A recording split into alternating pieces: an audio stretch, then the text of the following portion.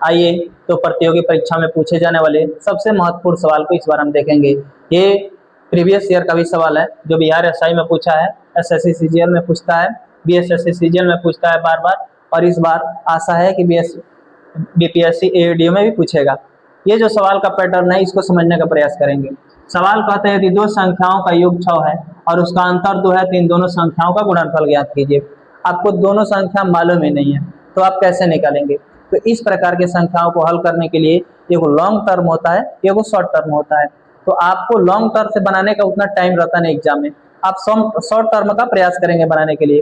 तो जो short term वाले सवाल होते हैं उनको ट्रिकी मेथड से बनाया जाता है, और इसके लिए एक बहुत ही बेजोड़ ट्रिक लेकर के आए हैं, उसको देखिए। जैसे हमको इसका गुणनफल निकालना है, तो गुणनफल निकालना है, मल्टीप्लीकेशन निकालना है। तो गुणनफल निकालने के लिए पहले संख्या को ऐड कर लेते हैं।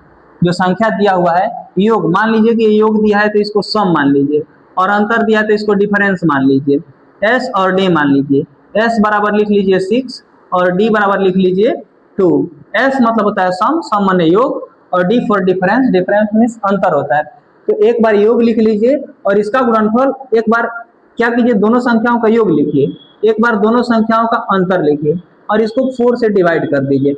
मतलब कि जो संख्याएं दी हुई हैं योग और अंतर, तो एक बार योग और अंतर को जोड़ लीजिए, एक बार योग और अंतर को घटा लीजिए और 4 से भाग दे दीजिए। तो देखते हैं कि s का जो मान है 6 है और d का मान 2 है, और यहाँ पर s का मान 6 है और d का मान 2 है, और यहाँ पे 4 है।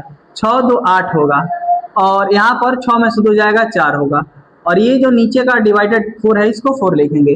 अब आप 4 से 4 को काटेंगे तो आपका आंसर आ जाएगा 8 का जो गुणनफल है वो कितना है, 8 है। ये आपका आंसर हो गया।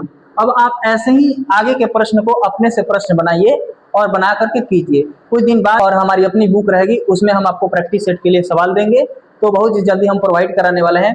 तब तक आप प्रयास करेंगे कि ऐसे सवालों को अपने ढंग से बनाएं और बना करके इस पर ज्यादा से ज्यादा प्रैक्टिस करें। आप इस 6 के जगह पे ले लेंगे 10 और इस 2 के जगह पे ले लेंगे 4, और इस पर बना करके और जवाब देंगे कमेंट बॉक्स में कि उसका आंसर क्या आएगा।